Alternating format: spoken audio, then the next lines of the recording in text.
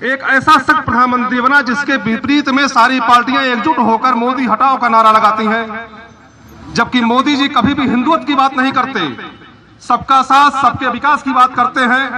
लेकिन जब लोकतंत्र में चाहे विधान स्तर का चुनाव हो, चाहे वो लोकसभा स्तर का चुनाव हो, चाहे पंचायती क्षेत्र का स्तर का चुनाव हो, वहां जाति का प्रकरण सबसे पहले आता है।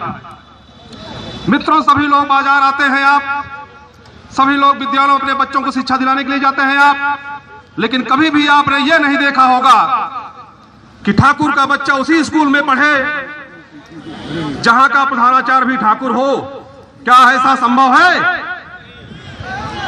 क्या आप अपनी सब्जी जो लेने के लिए जाते हो, 10 रुपए की सब्जी 25 दुकानों पे दौड़ते हैं, अच्छी सब्जी को ढूंढते हैं, फिर लेते हैं? फिर क्या कारण है आपका कि चुनाव के में आते ही आप जात के आधार पर बंटने लगते हैं? हर व्यक्ति अपनी बहन बेटियों की शादी अपने ही बिरादरी में करता है, तो बताइए वहां जात क्यों नहीं चलती है? मत ले दहेज, साबित करें इस बात को कि मैं ठाकुर हूं, मैं ठाकुर की लड़की की शादी कर रहा हूं, दहेज नहीं लूंगा।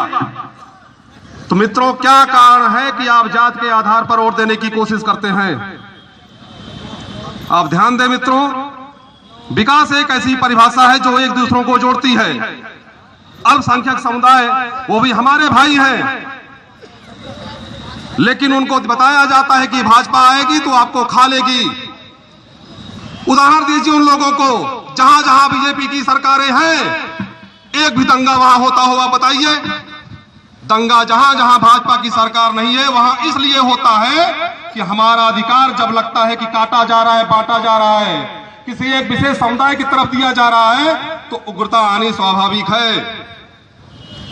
हिंदू संस्कृति ही इकलौती ऐसी संस्कृत है जहां पे और धर्मों का पालन पोषण अच्छी तरीके से हुआ है।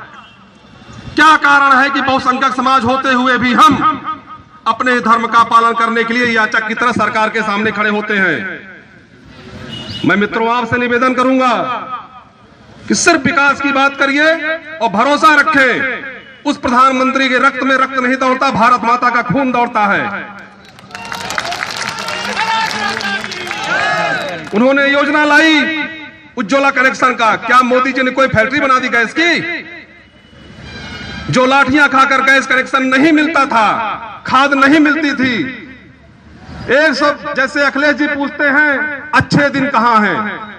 136 साल पुरानी कांग्रेस 24, 25, 26 साल के पुराने समाजवादी पार्टी के पैरों में लौट रही है। ये अच्छे दिन नहीं है।